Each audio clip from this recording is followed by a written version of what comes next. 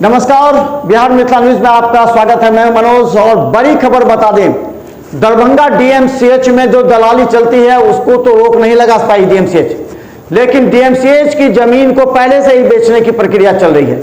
आप समझिए कितने मास्टरमाइंड हैं जो जानते हैं कि इस जमीन को किस तरह बेचा जाए, कैसे रजिस्ट्री कराई जाए, कैसे दाखिल कराई जाए, कैसे हम कर्मचारी से उससे रसीद निकलवा लिया जाए, और बाद में अगर कोई कहेगा तो सीधा कोर्ट में चले जाएंगे। और कोर्ट में तो जल्दी मामला सॉल्व होता नहीं है, तो हमारा वर्षों तक उस पर कब्जा रहेगा। और अंत में डीएमसीएच के अधीक्षक आएंगे, बदले जाएंगे, फिर नए आएंगे, किसी को जानकारी होगी, किसी को नहीं जानकारी होगी। हम धीरे धीरे कागजात को मजबूत करते चले जाएंगे और इस तरह हमारा कब्जा हो जाएगा। यही हाल दरभंगा डीएमसीएच का है। हम बता दें, दरभंगा डीएमसीएच में गोपाल जी ठाकुर ने पहले कहा था एम्स के लिए जो जमीन दी गई थी, उस जमीन के अलावा करीब 63 एकड़ जमीन पर नाजायज कब्जा है, जो कि लोकसभा में लिखा हुआ है। लोकसभा के पटल पर जब लिखा हुआ है, उसको ला करके सीधा गोपाल जी ठाकुर ने कहा कि उसको अतिक्रमण खाली कराया जाए। अब आपको बताते हैं कि दरभंगा डी जो नया सवाल है जिस पर लगातार चर्चा चल रही है और सीधा कहा जा रहा है कि आखिर वो कौन भूमाफिया है जो डीएमसीएच के आसपास के परिसर का पूरी तरह परिसमन कर रहे हैं। वो वहां के सीईओ से भी मिलकर, वहां के कर्मचारी से मिलकर वो कागजात तैयार कराते हैं और इस तरह झूठ का पुलिंदा बनाते हैं ताकि डीएमसीएच के अधीक्षक या प्रचार भी कंफ्यूज हो जाए और फिर उनका धीरे धीरे कब्जा हो जाए। उसके बाद जब अधीक्षक रोके या आवेदन दे तो अधीक्षक के नजदीकी आदमी से संपर्क कर अधीक्षक पर या तो प्यार से या फिर दबाव डालकर या फिर अधीक्षक से किसी भी तरह बात कर उस मामले को ठंडे बस्ते में डाल देना ताकि लोग फिर ये ना पूछें। लेकिन हम बता दें, अभी जो नया मामला आया है जिसमें 6 कट्ठा जमीन को जो बेचा गया है, जिसकी रसीद काट दी गई है, पहले का ये बताया जा रहा है कि पहले रसीद काटी गई, उससे बैंक लोन भी उठाया गया था, ये अब कहना है उन लोगों का। इसके अलावा जिस अतिक्रमणकारी ने, हमने पहले कहा अतिक्रमणकारी क्या करते हैं, पहले तो उस जगह पर अतिक्रमण करते हैं, जब देखते हैं कोई बोलने वाला नहीं है तो धीरे धीरे वो कर्मचारी सीईओ रजिस्ट्री ऑफिस से जा करके कागज तैयार करवाते हैं।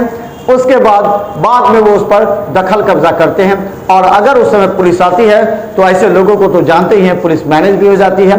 उसके बाद कोई बोलने वाला नहीं होता है।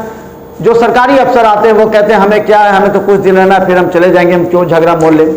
इस परिस्थिति में धीरे धीरे कब्जा होता है। अब बताइए, 200 एकड़ दरभंगा में एम्स और डीएमसीएच की जमीन की बात हुई थी, जिसमें पहले 50 एकड़ की बात हुई, उसके बाद 63 एकड़ की डीएमसीएच के। लेकिन डीएमसीएच के इमरजेंसी के ठीक पश्चिम और डोर के पश्चिम की जमीन को कैसे अतिक्रमणकारी इतने दिन से कब्जा कर रहे थे, उसके लिए कितना बहाना बनाए थे।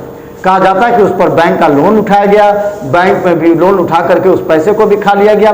बाद में अगर सबका जांच करेंगे तो पूरा फर्जीवाड़ा समझ में आएगा और ऐसे लोगों पर तत्काल एफआईआर दर्ज करने की भी बात कही गई है। हम बता दें, दरभंगा डीएम भी इस मामले को काफी संज्ञान में लिए हैं और इस मामले को लेकर के मिथिला मंच न्यूज लगातार प्रयास कर रही है कि कम से कम उस अतिक्रमणकारी को जो दरभंगा डीएम से जैसे जगह पर अतिक्रमण कर चुके हैं, पूरे इलाके को खाली कराया जाए, क्योंकि ये अतिक्रमणकारी। अब बताइए थोड़ी सी बात, जब जो स्टेट बैंक था डीएमसीएच का, उसके पास रहने वाले उन लोगों को पर्चा भी मिल गया था, इंदिरा आवास भी उठा लिए थे, लेकिन उसको जिला प्रशासन ने खाली करवा दिया और तोड़वा दिया। अब जरा आप समझिए, ये अतिक्रमणकारी डीएमसीएच का वो दबंग कहे जाते हैं, पैसे वाले कहे जाते हैं, जब चाहे किसी को खरीद सकते हैं, किसी अधिकारी कर्मचारी को खरीद सकते हैं, उनको नहीं रोक लग सकती है। लेकिन जो गरीब है, जो कि झुग्गर झोपड़ी में रहता था, उसको उजाड़ दिया गया, उसे हटा दिया गया, अल्टीमेटम दे दिया गया। ये कहाँ से न्याय है, कहाँ से उचित है?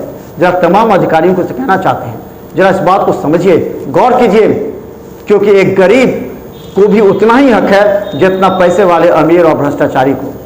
देखिए, डीएमसीएच के इस जमीन पर कुछ भ्रष्टाचारी अतिक्रमणकारी अतिक्रमण कर बैठे हैं और अधीक्षक ने इस पर कार्रवाई की भी बात की। हम देखेंगे कि कोई इसमें घालमेल ना हो। हम इस मुद्दे पर दरभंगा के डीएम, एसएसपी एवं रजिस्ट्रार के साथ सीईओ से भी पूछेंगे कि आखिर डीएमसीएच की इस जमीन को कैसे आपने रजिस्ट्री की, या अगर आप दाखिल खारिज करने का मूड बना रहे हैं तो मत कीजिएगा, वरना आप सस्पेंड हो जाएगा।